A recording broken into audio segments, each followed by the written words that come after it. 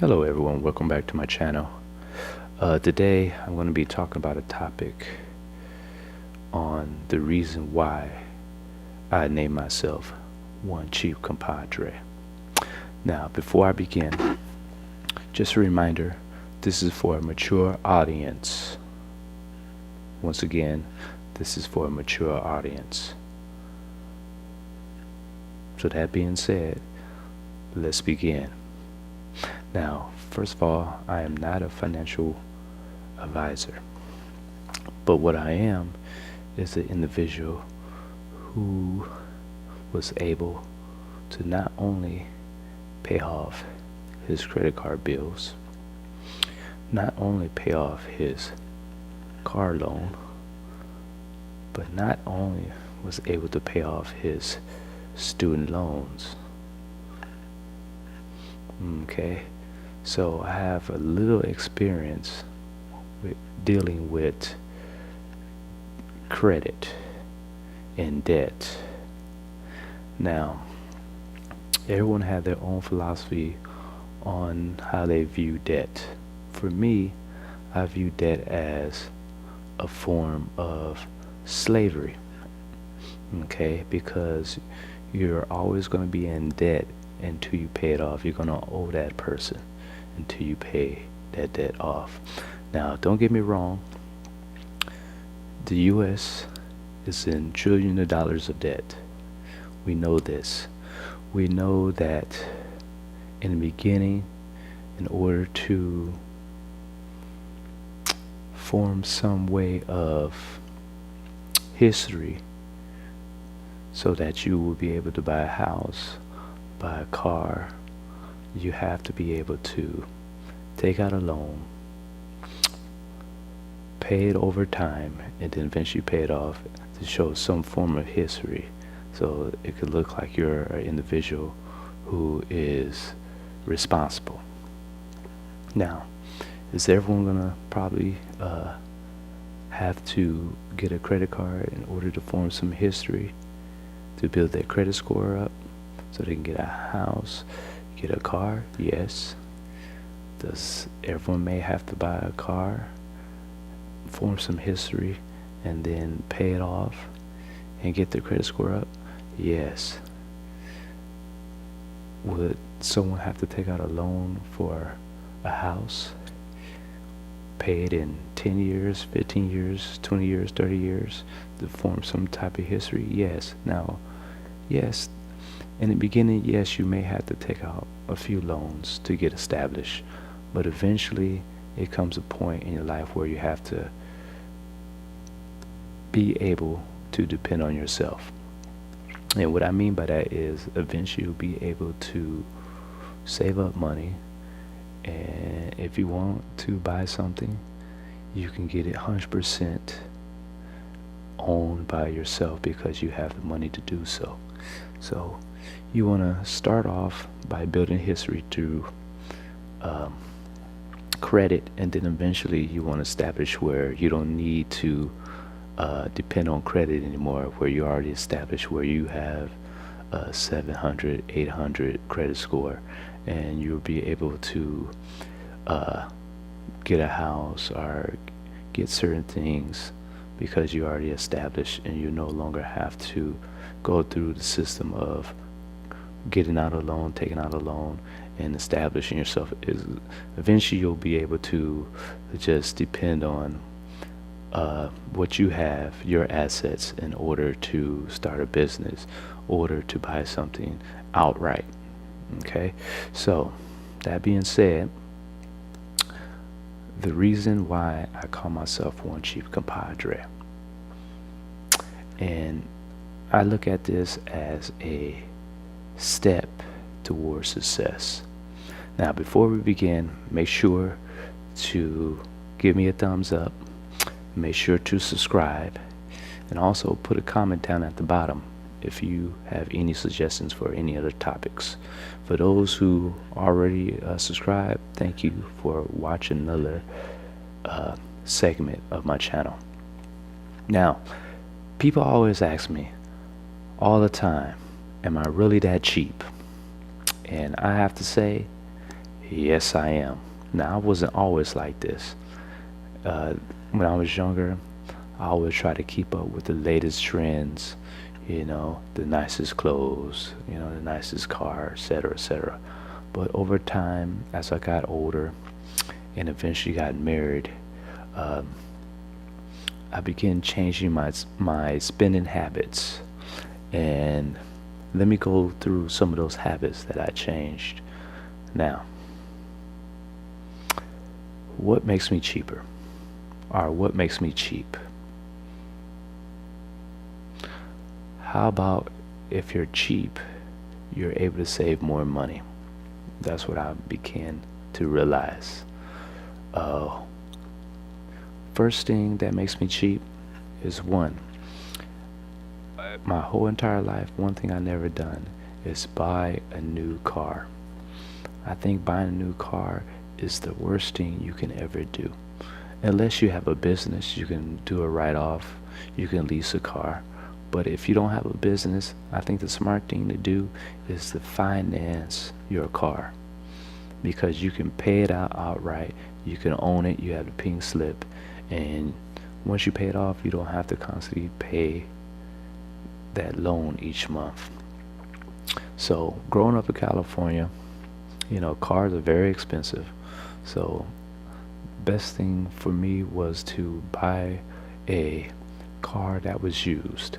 And they all say that it's best to buy used, because if you buy used, you don't have to take on so much of that appreciation that comes off the car due to it driving off the lot. So that's one thing that I never did, that would be considered cheap to some people. But for me, I think that's the best thing to do, is to buy it used, because you don't have to take on that appreciation. You could pay it all outright, and then you can own the car, and you don't have to constantly be paying each month, throwing money away if you was to lease it. That's one.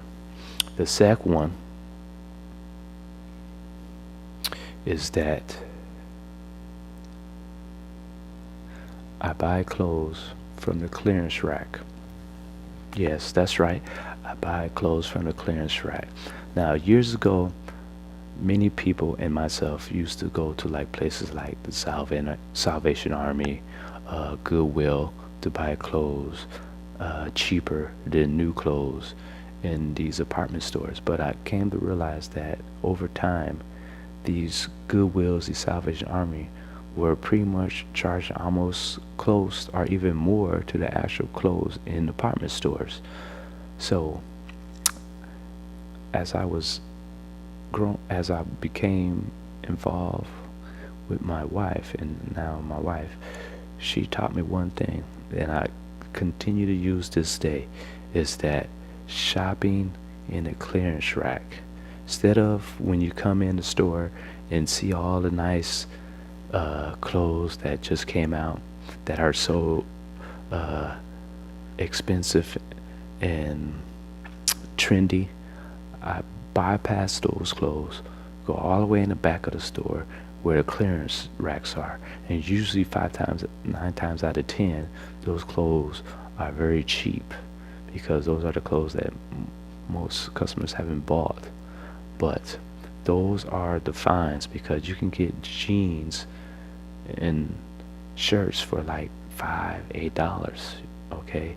And just imagine how much money you can save by just going to the clearance rack, okay? And you can still stay trendy and cheap and save at the same time without spending a lot of money.